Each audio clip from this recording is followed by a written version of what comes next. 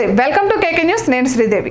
తమ పార్టీకి ఎక్కువగా ఓట్లు పడే గ్రామంలో ఎవరైనా విధ్వంసాలకు దిగుతారా, తమ ఓటింగ్ను నాశనం చేసుకుంటారా అన్న ప్రశ్న ఉత్పన్నమవుతోంది. సత్తెనపల్లి నియోజకవర్గంలోని ఓ పోలింగ్ బూత్లో టీడీపీ విధ్వంసాలకు పాల్పడిందని, వీవీప్యాట్ ధ్వంసం చేశారని వైసీపీ శ్రేణులు సోషల్ మీడియా యాక్టివిస్ట్ ఒకడు ఒక ఫోటో పోస్ట్ చేశారు. దానిని వైరల్ చేయాలని వైసీపీ శ్రేణులకు సూచించారు. అయితే ఫోటోలో ఆసక్తికర పరిణామం ఒకటి వెలుగు చూసింది. అక్కడే వీవీప్యాట్ ధ్వంసమై ఓటింగ్ స్లిప్పులు బయటపడ్డాయి. దాదాపు 25 ఓటింగ్ స్లిప్పులు అక్కడ ఉండగా అందులో 20 వరకు సైకిల్ గుర్తుతో కనిపించాయి. కేవలం 5 ఓట్లు మాత్రమే ఫ్యాన్ గుర్తుపై ఉన్నాయి. వైసీపీ లీడ్లో ఉన్న గ్రామంలోనే పరిస్థితి ఇలా ఉంటే మిగతా గ్రామాల్లో పరిస్థితి ఎలా ఉంటుందో అర్థం చేసుకోవాలని సోషల్ మీడియాలో సెటైర్లు పడుతున్నాయి. తెలుగుదేశం పార్టీ బలంగా ఉన్న గ్రామంలో ఆ పార్టీ ఎందుకు విధ్వంసానికి దిగుతుందని నెటిజన్లు ప్రశ్నిస్తున్నారు.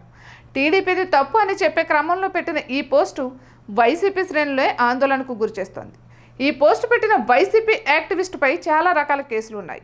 అప్పట్లో జడ్జీలపై అనుచిత వ్యాఖ్యలు చేయడంతో కేసులు నమోదయ్యాయి. శిక్ష కూడా అనుభవించారు. అటువంటి వ్యక్తి ముందు వెనక చూసుకోకుండా పోస్టులు పెట్టడంలో అసలు విషయం బయటపడింది. వైసీపీ ఆందోళన పెరగడానికి కారణమవుతోంది. తెలుగుదేశం పార్టీలో జోష్ నింపుతోంది.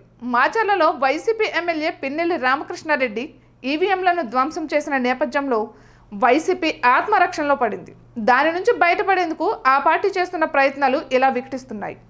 ఇక ఇటువంటి మరెన్నో వీడియోస్ కోసం కేకే న్యూస్ తెలుగు ఛానల్ని సబ్స్క్రైబ్ చేసుకోండి.